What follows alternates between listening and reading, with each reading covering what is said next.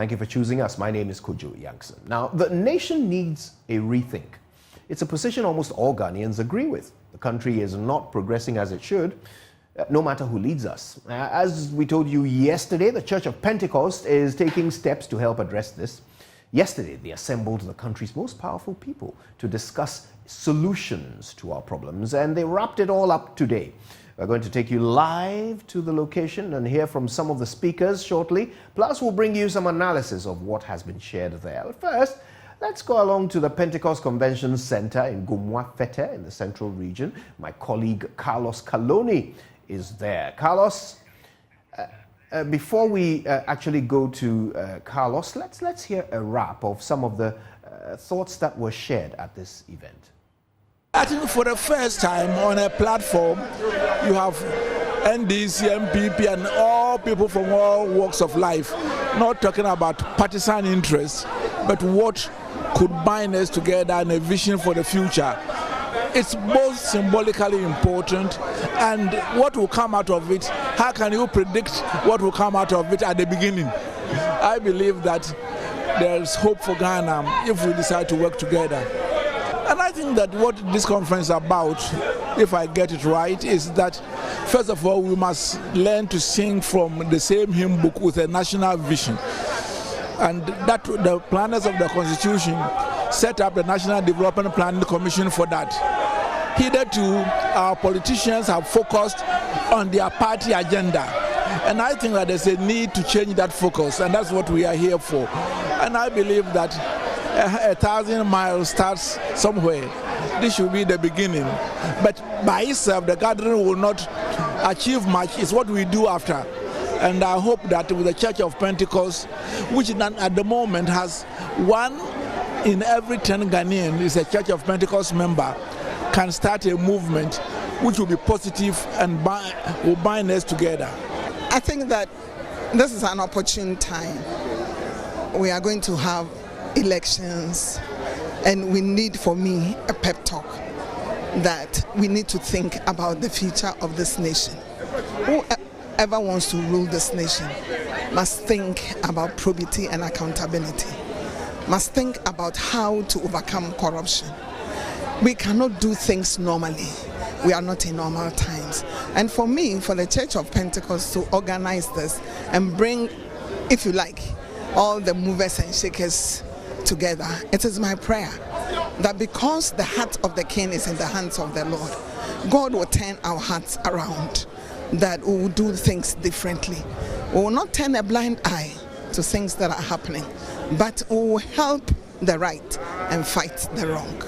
The idea of bringing people across board to engage in this kind of conference for me is an incredible kind of innovation, but particularly even the idea of the moral vision for the nation for me is something that is so innovative and very remarkable.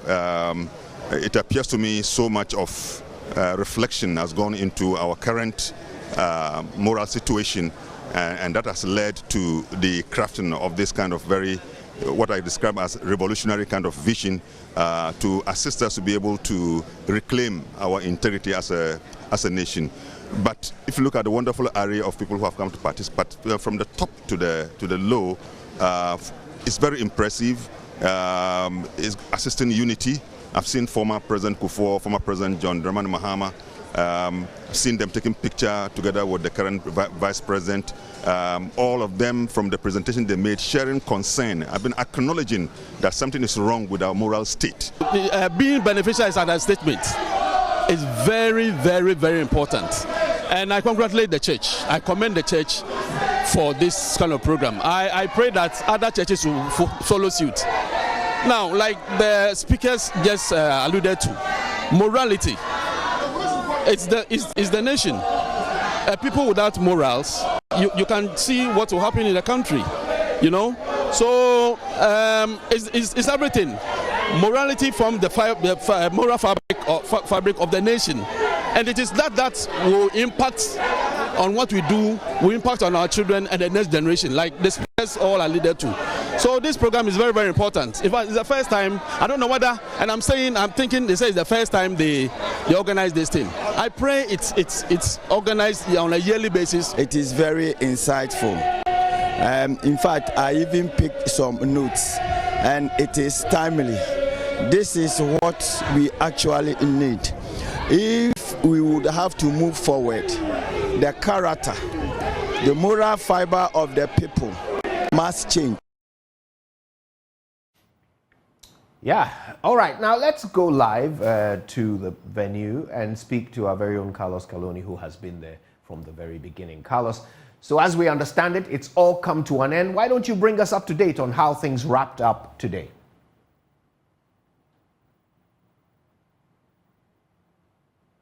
All right, so Kojo, like you rightly said, the National Development Conference has come to a successful end. The conference started yesterday, and a lot of big wigs actually came through.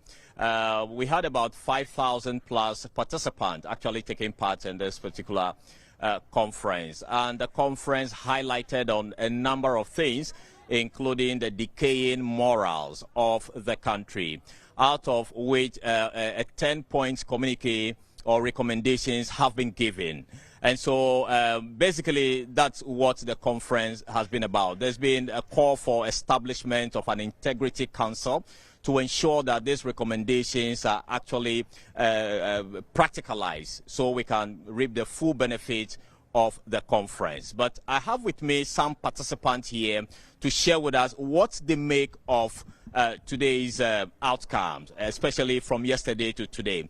So can you give us your name and tell us what you make of the two-day conference? Okay, so my name is Stephen Kofi Beidu, NDC parliamentary candidate for Asan South constituency. I think this conference has been very, very beneficial, looking at the state in which the country is in terms of our political, social, and moral decay that we find ourselves. One thing we can all mention is the corruption in the system. So the idea of this conference is to try and bring to the forefront the need for morality and ethics in what we do, not just Christian values, but morality and ethics. And that is what this conference tried to portray. All right. Hold on, let me come to you. What's your name and what are some of the highlights for you? Thank you very much. My name is Carl Ni Ado. I'm coming from the Excellent Ghana Forum, which is a civil society organization, and also the parliamentary candidate for aspirant for Bokatamanso constituency. For me, my take out is the fact that we hope to encourage the idea of Operation Feed Yourself amongst the Ghanaian populace. I am also very enthused on the issue of the National Integrity Council. Indeed, many at times we have been able to protect our cultural values, and coming on the back of some legislation such as the Proper Family Rights Bill. I am so excited. This is commendable. I salute and doff my hat out to the apostle of the chairman of the Church of Pentecost, Apostle Nyamiche, and the entire team. With this is been long in coming, and we hope that it is not just going to be in 2023, but it will be repeated every year. Again, I also saw the wonderful harmony between our former presidents yesterday and the cooperation between the two major parties and their stakeholders yesterday. It was, in all, it's just been wonderful. All right, so let's talk about the recommendation. 10 recommendations given. Which of these recommendations do you think should be the number one for you? And do you think that recommendation will lead to the transformation of the moral fabric that we have as a people? Indeed. First of all, I would want to put our own bit as Excellent Ghana Forum in the integrity campaign. An integrity campaign, a nationwide campaign to improve and promote the moral alertness of our citizenry. Indeed, I appreciate the fact that in the school curriculum, the religious and moral education subject is helping on that. But once there is a deliberate, a purposive approach towards improving or increasing the moral fiber of the society, that's good. So that should come number first. That's the integrity campaign. Secondly, the council. All right, hold on. Let me come to my gentle. For you, which of these 10 recommendations should stand tall? I think the council is it encompasses all the other 9 that we are talking about. So that is like the vehicle in which all the other recommendations can actually be implemented. So if we're able to actually get the council to actually work, I think that's fantastic. So we are hoping that that will work. But you know, for the Church of Pentecost, one of our core our values for the theme has been possessing the nations for Christ. And this is in line. You see, as Christians, it's not just about preaching the word of God itself, but it's about impacting lives in a positive way. So if you remember, some years ago, we even built some prisons for the nation. So that is what the church is about. And this conference falls in line with the values and vision of the church. All right, so going forward, what would you want to see within what time frame in terms of implementation of these recommendations?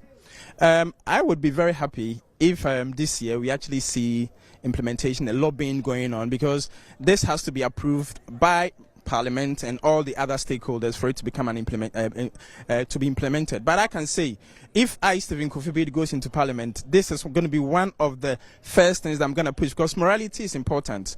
One of the things that we learned here is that now, because morality has gone down, we're actually training intelligent thieves. Because now all these guys are learning how to use the computer to change figures and stuff like that. So where there's no ethic, there is if there's nothing to click your mind that what I'm doing is wrong, Charlie, it's very serious. Okay. So we want a nation that is full of people who fear God, at the same time love the country in which we are, and are willing to do work voluntarily to support and help the country move forward. All right, thank you so much. The final question to you. Now, looking at these recommendations given, some would argue that we usually would have some of these things, recommendations given at the end of each conference, and we go to sleep. For you, what are the practical steps that you expect the authorities, Parliament, and all those institutions, what do you expect them to put into action so we can actually reap the full benefit of these recommendations? Oh, thank you very much. Indeed, His Excellency President Nana Addo Dankwa Akufo-Addo in the short while will be launching the repackaged phase of the Planting for Food and Jobs program. And I wish and I expect actually that it will be the idea of growing food as in our backyards. I mean, the Operation Feed Yourself will be inculcated or incorporated into the second phase of the Planting for Food and Jobs. That I think we can quickly do whilst we do go through the normal process to institutionalize the Morality and Integrity Council. All right, both of you are politicians, and usually it is the politicians who are supposed to actualize some of these recommendations. And so I'm going to ask you, what will be your word to the political leaders of the country? I'll ask you and then I'll come back to you. I would say, I think it's clear. My special greetings to John Mahama, my president, wherever you are, and all the executives of the party. NDC, we've always been people-centered. Our focus has always been how can we make the people at the bottom, at the grassroots, have a comfortable living. And this is something that we as a party, we are very passionate about. And we can promise that if NDC 2024, 2025, we are in power, we will work with the church and other stakeholders to ensure that morality is important. The evidence is clear to see where there's no morality, there's no ethics, greed and corruption is what we see. And we are hoping that we in power will change that for Ghana. All right. What will be your word to the political leadership of the country and the traditional leadership? There is a new breed of politicians coming up, and in just a simple language, I already commend His Excellency Nana Addo Dankwa Akufo-Addo, my own mother, the Chief of Staff, Mama Frema, because I know that when you consider even the harmonious and tolerant way this government has been able to hold the fort for the past 7 years, I hold no doubt, not even a shred, that we are going to work towards implementing these 10 communique points cooperatively. All right, thank you. So I have on my right an MPP person and on my left an NDC person. They are assuring us that they are committed to these recommendations. But earlier, I have been speaking to the chairman of the implementation committee, Justice Che Bafo. So we'll take a little break and come back to listen to what he has been saying.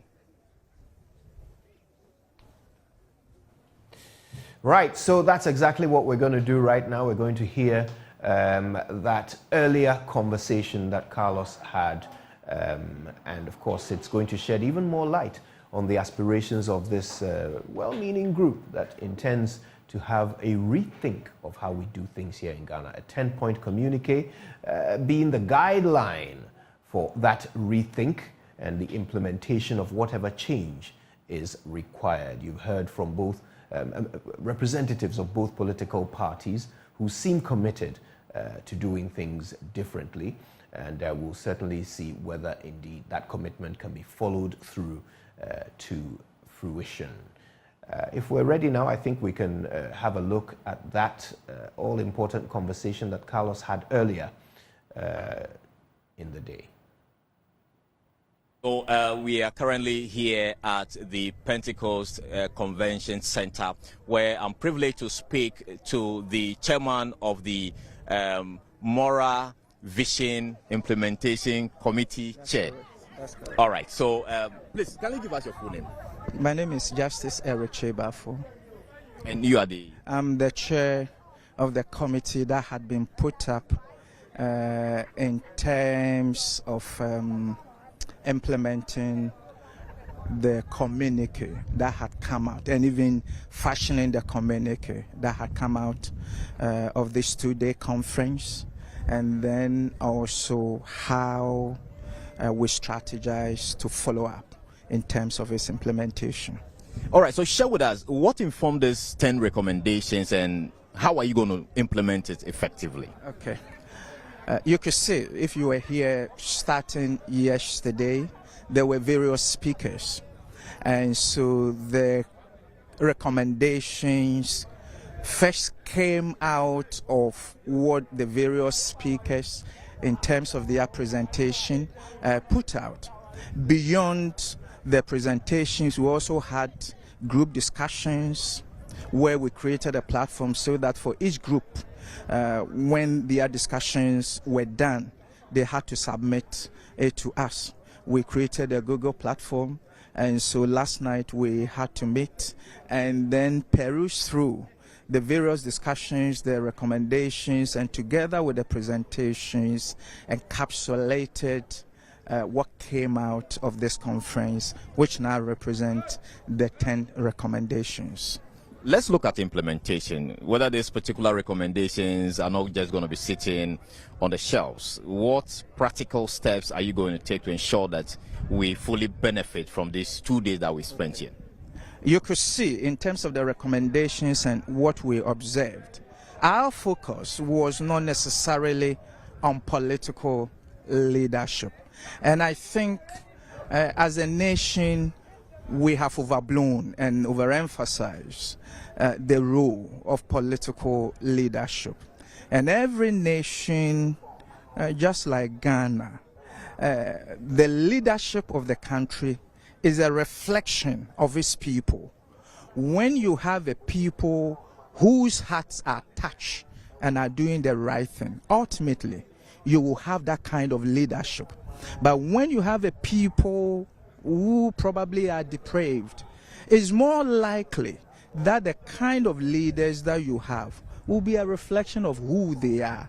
And so the strategy will be to begin engagement with all the necessary stakeholders, not necessarily the political class. We'll be dealing with the religious groups, traditional authorities. We'll be engaging in terms of education of the public with the National Commission for Civic Education, who were here and have been of great assistance to us, and all the institutions, civil organizations. We're taking it from there. But the first step is after this communique to come up with that plan or strategy, and that will be a reflection of the report that will come out with. Yes. All right, thank you so much for talking to us. So that's Eric Chebafo, the chairperson for the implementation committee of the communique that has been issued a while ago. So reporting from the Pentecost Convention Center here in Gomua, Fete in the central region, my name is Carlos Kaloni for Joy News. Thank you, Carlos. All right, now let's have this, okay? We're joined by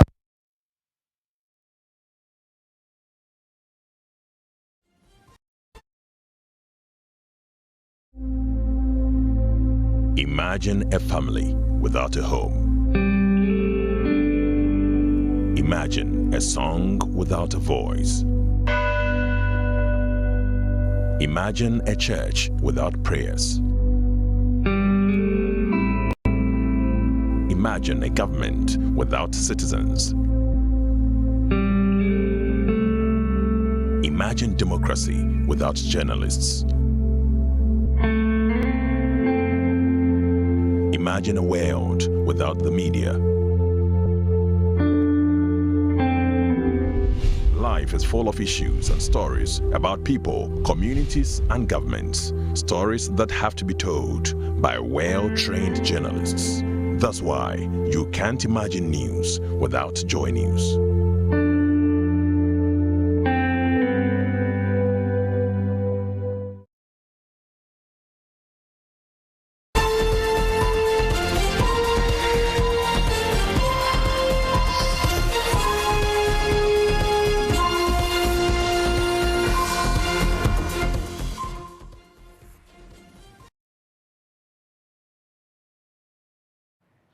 You're welcome back. Now, of course, on a day when the National Council that was organized by the Pentecost Church, the Church of Pentecost, comes to an end, National Development Council, let's have a conversation. Let's try and figure out what impact this event can have on the future of our country. We're joined by a former presidential candidate on the ticket of the CPP, Dr. Abu Sakara Foster. He's been part of a movement to cause change in Ghana. He calls it the National Interest Movement. We've also got with us Raymond Ablo, who is a communications specialist and a thought leader in the political space. He's a journalist as well, and he's been speaking extensively about what is wrong with Ghana. Now, before we connect with them, though, let's listen to the views expressed yesterday at the conference. Chairman of the Church of Pentecost, Apostle Dr. Eric Nyamiche, set things off with this. Why is she coming into these matters? Many reasons, many reasons. But I will limit myself to three. The purpose of the church is the transformation of this flag, the flag of Ghana. This flag, every flag, please let me have it. Yeah, this one.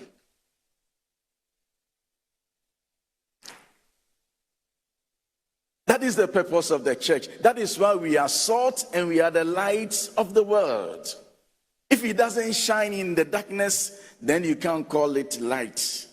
The purpose of the church is the transformation of this flag. Number two, history invites us to join in the conversation of national development. Number three, righteousness exalts a nation. Right. Other speakers made some very interesting points. We can start with former President J.A. Kufuor, who had this to say. And we are all here to consider how we deliberate on the development of our nation using moral vision. And as I've said, you don't talk morality without talking humanity. So Pentecostal Church has done well in organizing this huge meeting, and I'm sure the meeting is also being relayed across the nation. I wish you success. So over the next 2 or 3 days of the forum, you come up with ways and means to enable the people generally to contribute to find the way forward towards developing our nation without the biases and, if you like, the unkindness that we tend to display to each other, even as we try to develop our country. Former President Kufuor there. Now, he wasn't the only former president in attendance. John Dramani Mahama, former president of the Republic of Ghana, also had a few thoughts to share. Happened to our value of being each other's keeper, each his brother's keeper, where communal assistance to each other on our farms and in other tasks that we had to undertake were easily available. What happened to our abhorrence of greed and theft? Why do we celebrate persons who today are wealthy with dubious sources of income, and yet society is not concerned about what the source of income is, and it's only about the person's wealth? Ladies and gentlemen, ethics have a direct impact on national development. And as a student of history, I can say unequivocally that in history, all civilizations that have fallen have done so after they lost their moral and ethical compass. It is our prayer that Ghana continues to maintain its moral compass in order that we can continue to ensure national development, prosperity, and dignity for our people.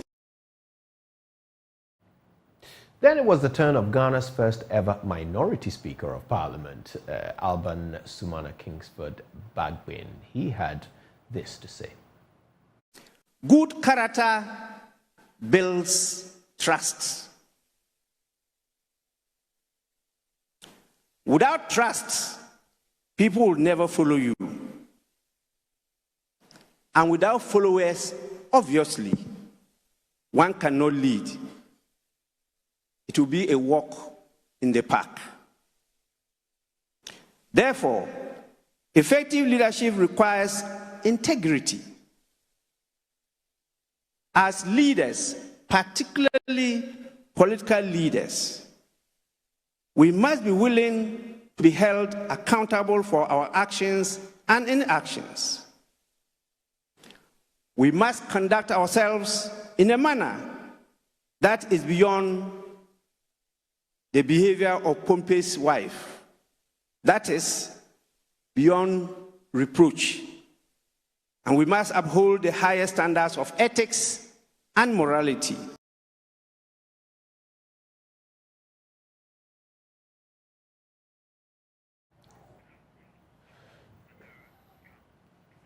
Right. Okay. So let's have a conversation about it. We're joined via Zoom by the former presidential candidate on the ticket of the CPP, Dr. Abusakara Foster.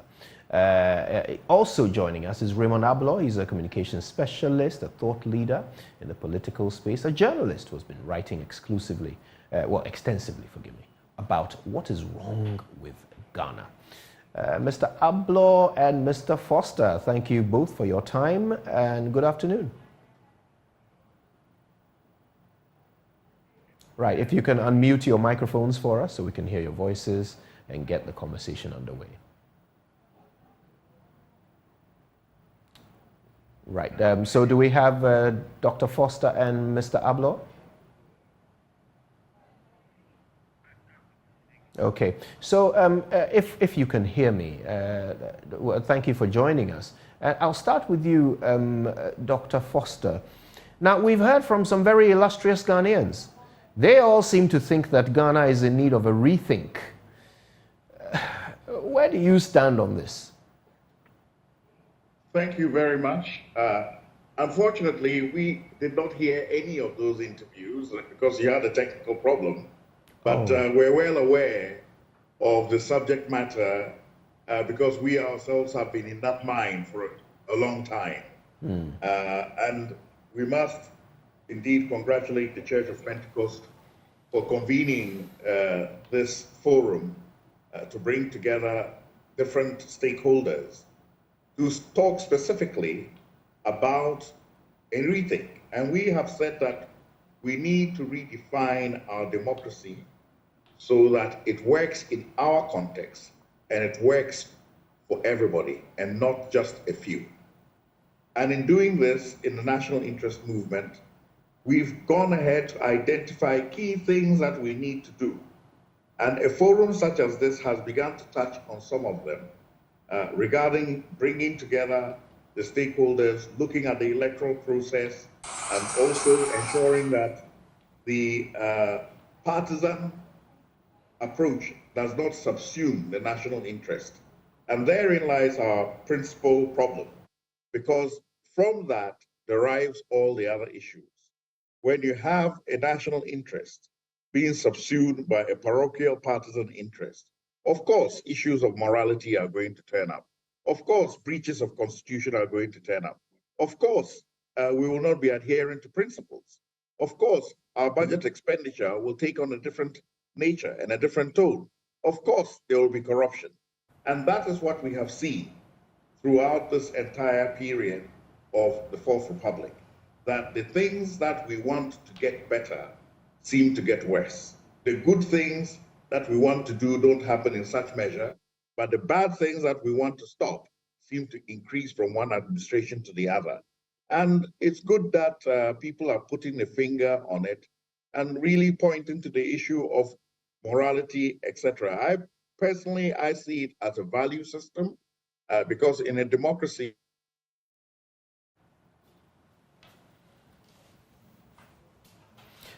Right, we're going to reconnect there with Dr. Foster, but Raymond Abloh joins us. Raymond, what do you think of the voices through which these calls for change are coming? These are our current and previous leaders.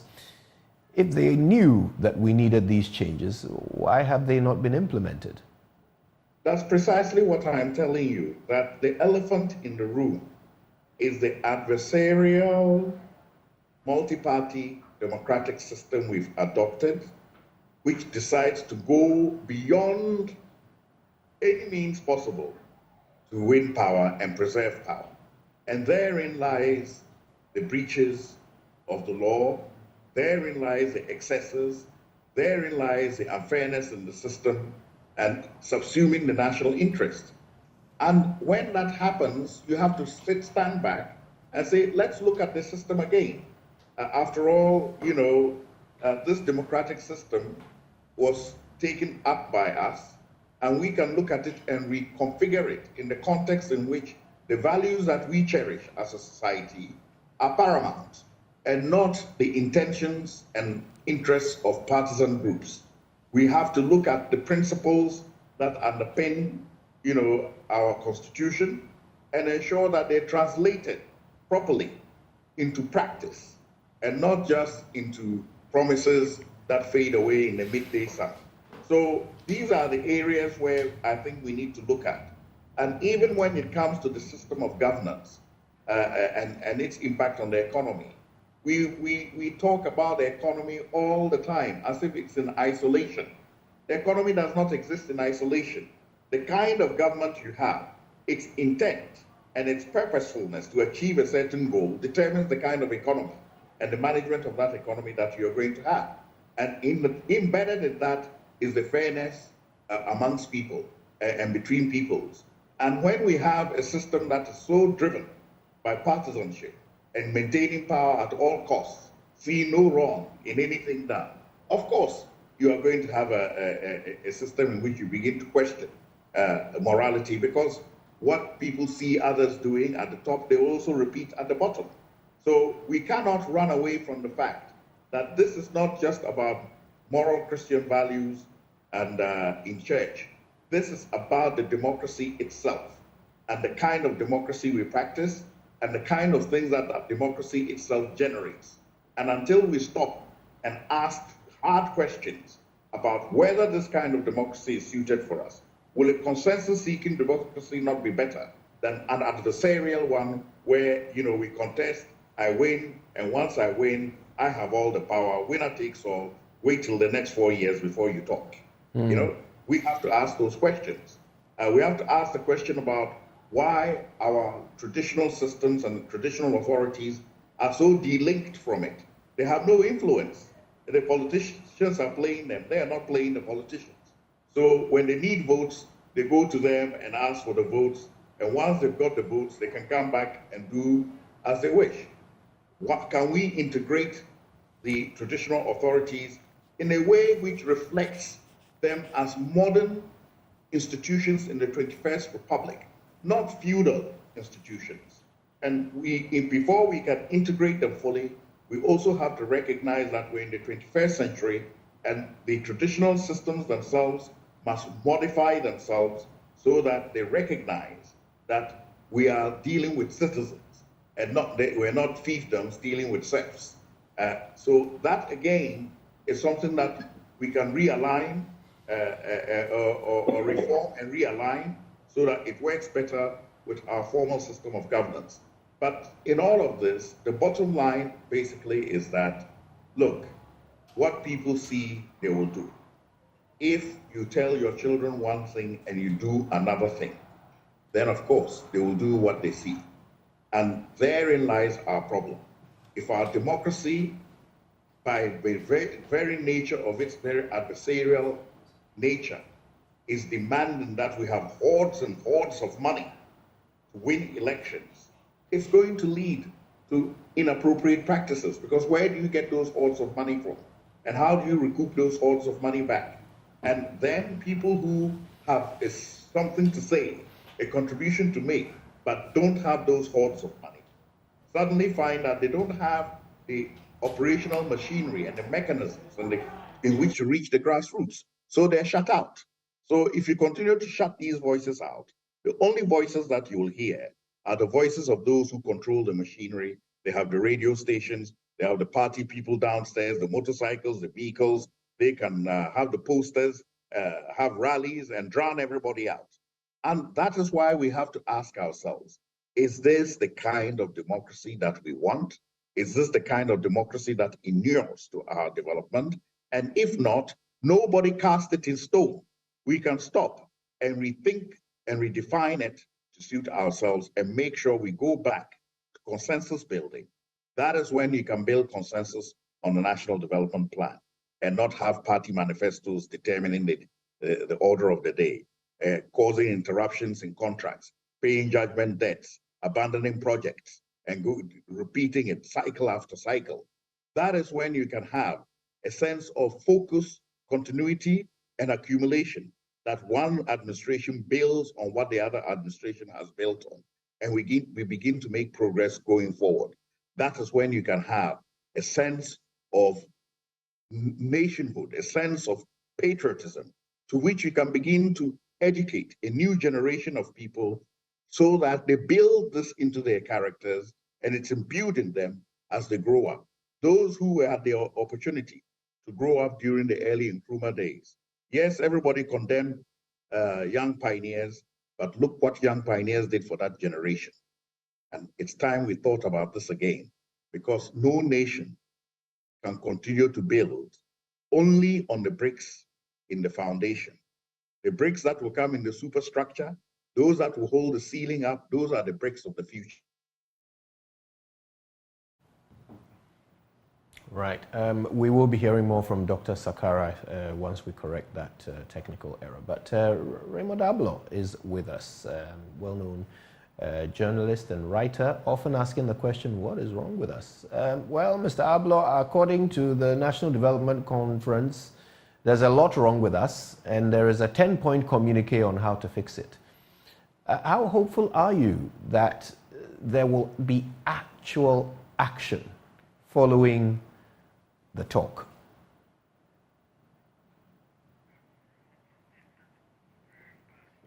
Raymond, I don't know if you can hear us. If you can unmute your microphone. It seems that our signal to Mr. Abloh is not very strong, so we're working on that. We apologize. We do have Dr. Foster with us still, and I suppose, Doc, we could deal with the same question. The talk is now done. It's time for action. There's a 10-point communique. How hopeful are you that there will be actual action following this?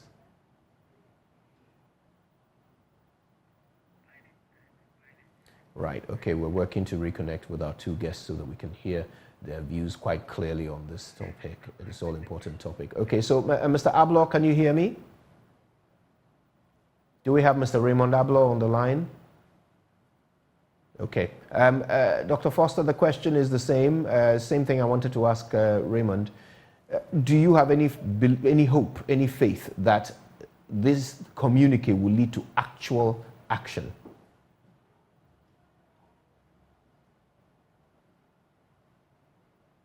Okay, we're going to take a few messages. When we come back, we will resolve this matter and hear from our guests on it.